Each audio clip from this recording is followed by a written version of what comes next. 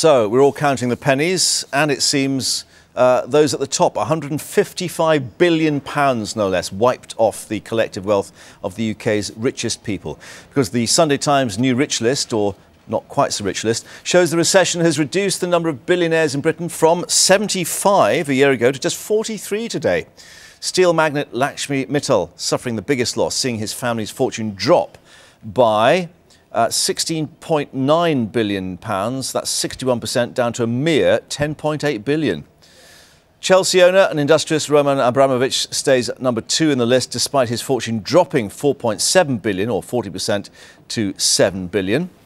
Alisher Usmanov suffering a severe 74% loss of his £4 billion fortune, now standing at just £1.5 billion.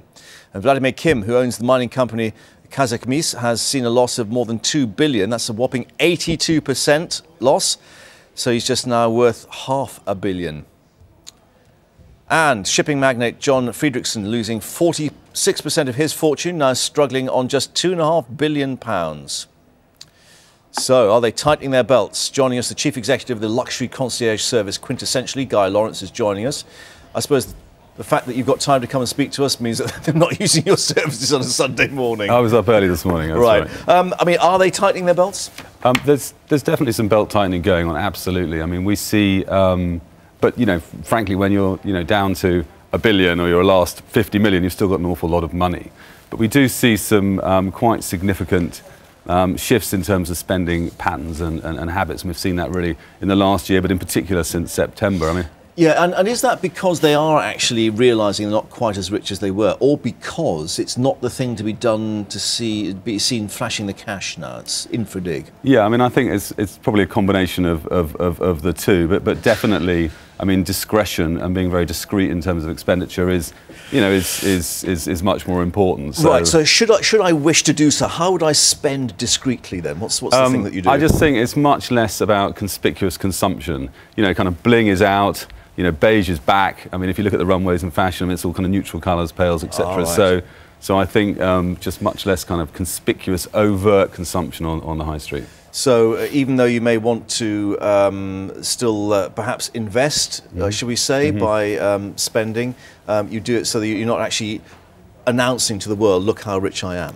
Yeah, I just think just being much more discreet about how they're spending their money. I think there's also a kind of flight to quality. So, you know, the B brands are kind of suffering, but I think classic brands like, you know, Cartier or Louis Vuitton or Hermes, I mean, I think those brands are still in as much demand as they've ever been. You know, the transaction frequency has gone down, but they're still, you know, spending on high quality, almost kind of investment type. So you items. don't replace your Cartier watch every year then, no? It's just sort of no, I mean, every 2 years.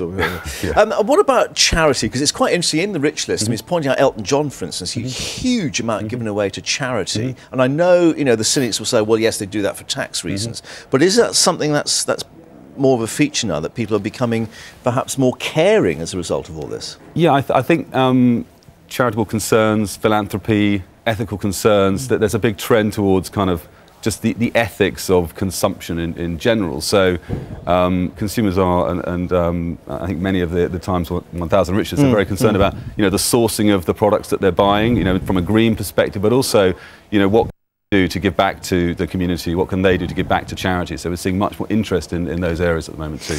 So with all this sort of up, down and sideways, what is rich now? I mean, how much money do you need to actually be seriously rich in Britain?